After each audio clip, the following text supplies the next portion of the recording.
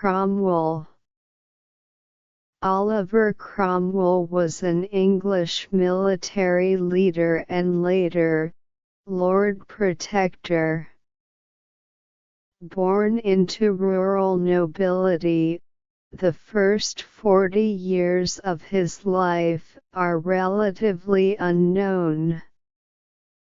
After experiencing a religious conversion in the 1630s, Cromwell became an independent Puritan, assuming a generally tolerant position towards the Protestants of his time.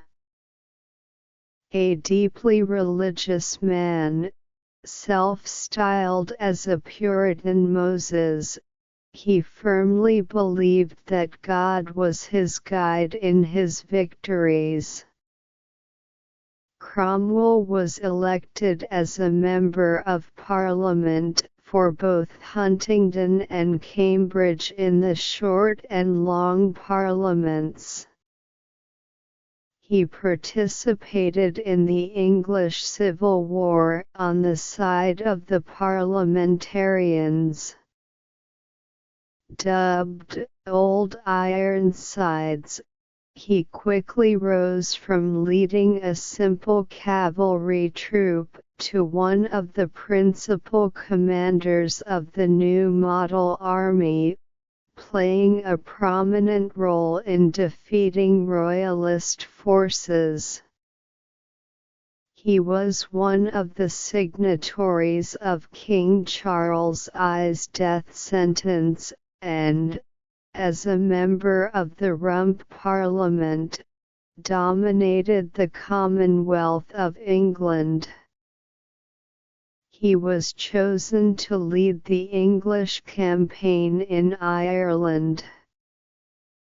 His forces defeated the coalition of the Confederates and Royalists, effectively ending the Irish Confederate Wars. During this period, a series of penal laws were enacted against Roman Catholics, and much of their land was confiscated.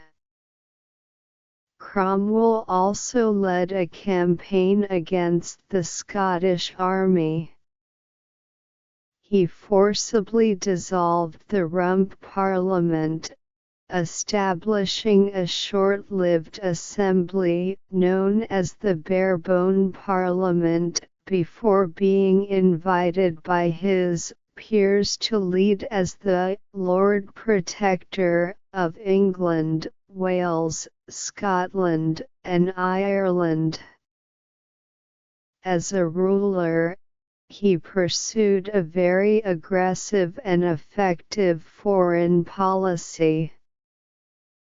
Having joined the army with no prior military experience at the age of 43, he recruited a cavalry unit and gained experience and victories in a series of battles in the eastern Anglia region.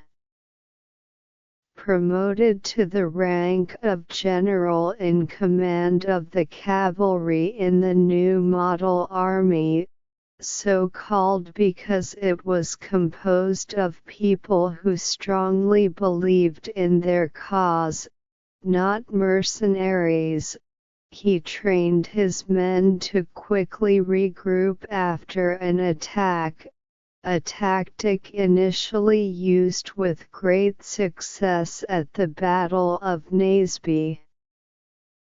In this way, he eventually replaced the previous army commander. With military success came political power, until he became the political leader of his time. The so-called Second English Civil War, which began in 1648 following King Charles I's escape from prison, convinced Cromwell that a compromise with the king was not possible. Finally, the king was tried, sentenced to death, and executed in January 1649. Cromwell is often attributed with the primary responsibility for the king's condemnation and execution, even though he was tried by Parliament, or what remained of it, and there were 59 signatories on the execution warrant. It's noteworthy that this warrant ordered the execution of the King of England, unlike what would happen in the trial of Louis XVI, the King of France, in 1793. As Cromwell observed at the time, "We will cut off his head with the crown upon it." Cromwell's actions made him highly unpopular in Scotland and Ireland, which, although nominally independent, were effectively dominated by English forces. In particular, the suppression of Royalists in Ireland in 1649 is still remembered among the Irish. Some historians consider his measures against Irish Catholics to be genocidal or very close to it. Oliver Cromwell offered Irish Catholics a choice between genocide and forced mass transfer. They could go to hell or to Connaught. The massacres of Protestants by Catholics that occurred during the religious wars of the 1640s were amplified for propaganda purposes to justify the subsequent genocide promoted by Cromwell. They justified the genocidal campaign and colonization by English and Scottish Protestants through the confiscation of land from Irish Catholics by Cromwell. The reduction of the Irish population from 1.5 million, or possibly 2 million, at the time of the start of the Irish Rebellion of 1641 to no more than 850,000 11 years later represents an absolutely devastating catastrophe. There is no doubt that most of this loss of life occurred not through the direct killing of the population but through famine and later, bubonic plague, especially during the outbreak between 1649 and 1652. In Ireland, Cromwell is deeply hated. In Drogheda, after the city's capture, the massacre of 3,500 people, including 2,700 Royalist soldiers, and all citizens carrying weapons including civilians, prisoners, and Catholic priests, is a historical memory that has fueled conflicts between Catholics and Protestants and between Irish and English for centuries.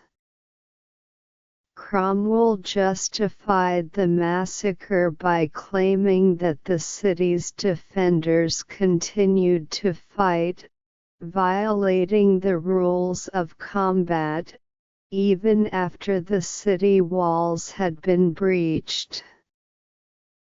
Before his death, from malaria, in 1658, Oliver Cromwell nominated his son, Richard Cromwell, as his successor. However, Richard was ill-suited for the role, and on May 25, after the Rump Parliament agreed to pay his debts and provide a pension, Cromwell submitted a formal letter resigning from the position of Lord Protector. Richard was never formally deposed or arrested but was allowed to fade away. The Protectorate was treated as having been a mere usurpation from the start. After his death, in 1660, Oliver Cromwell was buried in Westminster Abbey. However, following the restoration of the monarchy's power, his body was removed from its tomb, hung in chains, and decapitated.